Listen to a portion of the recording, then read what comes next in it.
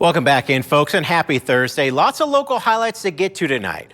We're going to start off with the Madison Bobcats, who traveled to Pocatello to play the Century Diamondbacks in a varsity baseball doubleheader today. We begin this edition of Going Camping in Dayton, Idaho, a small city in Franklin County. And while the population may be sparse, the trophy case is anything but. When discussing the greatest dynasties in high school football history, you have to mention the West Side Pirates. 7 state titles under the leadership of head coach Tyson Moser. And he says they're hungry for more. Utah Wakanda Panthers corner Muhammad Kennedy Miller jumps a pass and double tips it to himself for the pick six. Let's see that one more time in slow motion if we can. The ability to jump the route and the wherewithal to then tip it up twice to himself, all without breaking stride. Just an absurd amount of concentration and awareness there. And then he finishes the play and gets the touchdown. Panthers beat the Bandits 48-6 in that one. Head coach Josh Stewart has been preaching physicality as his team's desired calling card ever since he arrived to the Blackfoot Broncos. And players like running back Kade Esplin have embraced that mindset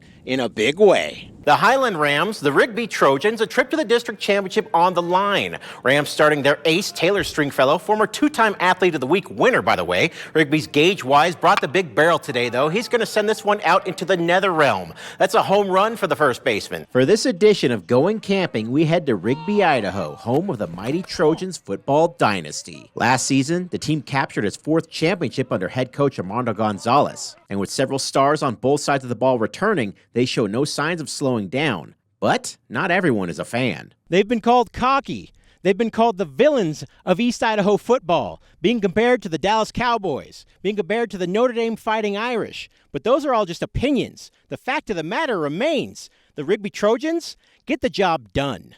We really don't care. If I had to choose, I'm Catholic, so I'll take Notre Dame.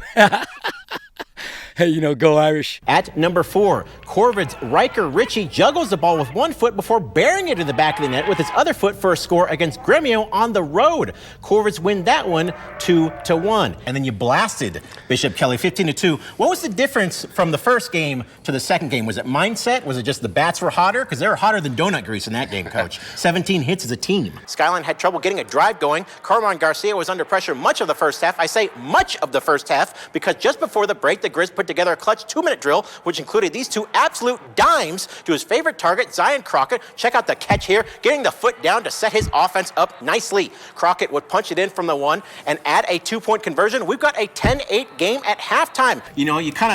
I've watched it about 1 million times now. I'm not athletic, so I can't really recreate it. You kind of kicked it in just the side of the net there. What were you seeing out there as Haley just kind of rainbowed it to you there for the assist? The Bengals coming in today trying to snap a 10-game losing streak to the Wildcats and claim the illustrious Train Bell Trophy. Iowa State's Kobe Tracy was nearly flawless in this one, going 27 of 37 for 348 yards, 4 touchdowns, and no interceptions. The Bengals took a 22-14 lead into the break.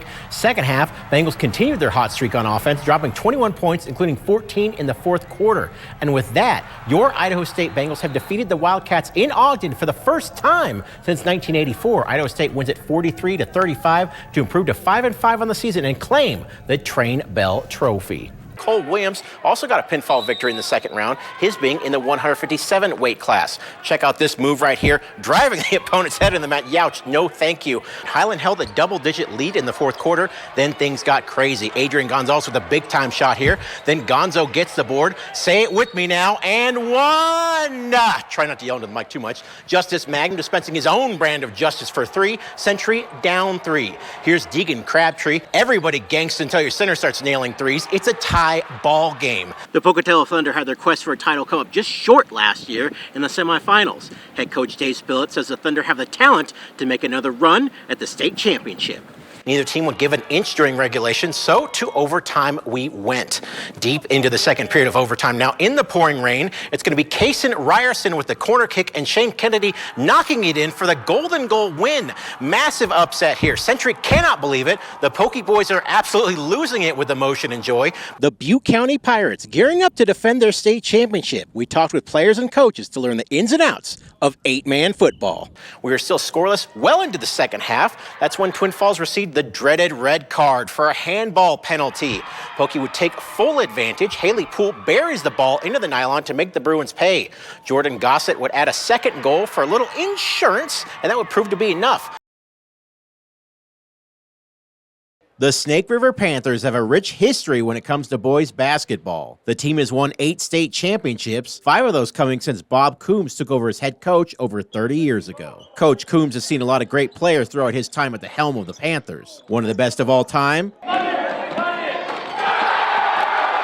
just so happens to be his son. Marcus Coombs recently became the first player in Panthers varsity history to score 1,500 points. A timeout was taken for the Snake River faithful, teammates, and coaches to acknowledge Marcus for his amazing accomplishment. They were so happy for me. They were like, dude, we're so proud of you. Like, this is all you. And I'm like, no, this is for you guys, man. You guys got me here. Like, I give all credit to my teammates. There was still a game to be won, though. Marcus scored 22 points on the night, and the Panthers needed every single one of them as they defeated the American Falls Beavers 48-45. The young hooper possesses a variety of skills. The elder Coombs made sure he mastered as much on the hardwood as he could. He's just a hard worker that just put the time in the gym. I mean, since he's my son, he's had the chance. I've been here for 32 years, so he lives in here. I mean, ever since, every day after school, he'd ride the bus over here and just work at it and shoot, and that was his goal, and he put the time in. I'm definitely one of a complete player where I can shoot the three, I can drive, I got good foot speed. My strong suit is inside, so I don't know, definitely a well-rounded player instead of just good at one simple thing. My dad has always told me that, like, hey, you want to be a complete player your whole life. Like, that's what coaches want and look for. I mean, he can play inside or out. You can stick him on a wing or a post. I mean, he has a chance to go on to the next level, and he's going to have to be out on a wing at the next level, which he can do.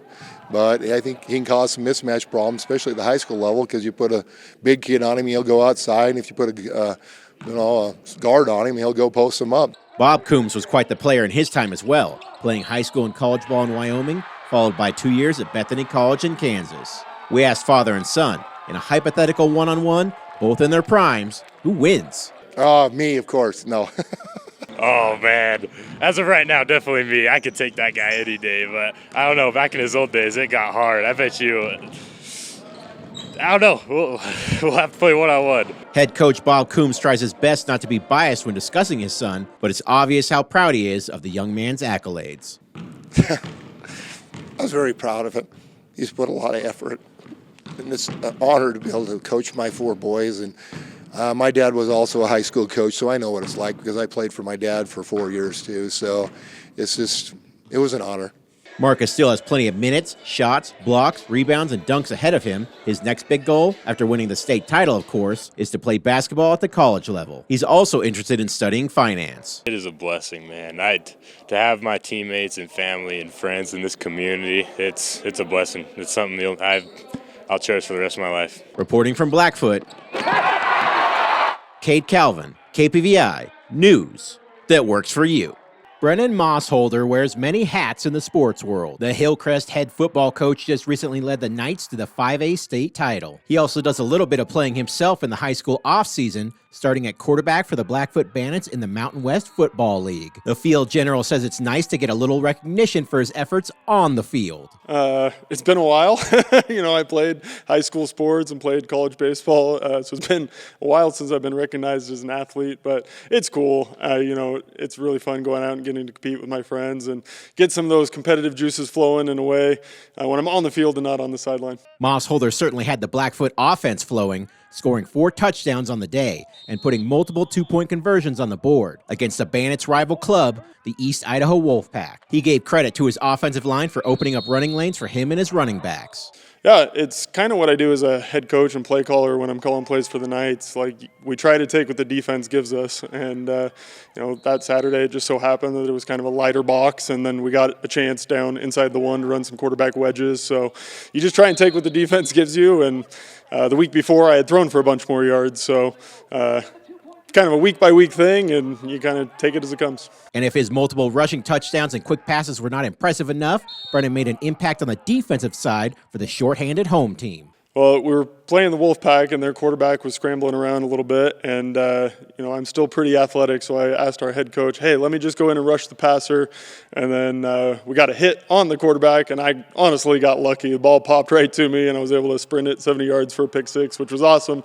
But yeah, 2 snaps of defense on the day, and got a pick 6 out of it. Mossholder says before buckling his chin strap for the Bandits, the last time he started a game at quarterback was JV as a high school junior. He says he is thankful for his opportunity to get out there and lead the offense. Yeah, I mean, I still have the arm strength to do it, and that's what I coach at Hillcrest on a daily basis. You know, I'm the head coach and play caller, but every day in practice I work with our quarterbacks, and so it gives me a different perspective, which is awesome. You know, you see one thing as a coach, but you see a whole different side of the game when you're under center, and I think that's making me a better coach and something that I'm really excited about. Mossholder and the Bandits will be back in action this Saturday on the road against the Summit Valley Kings.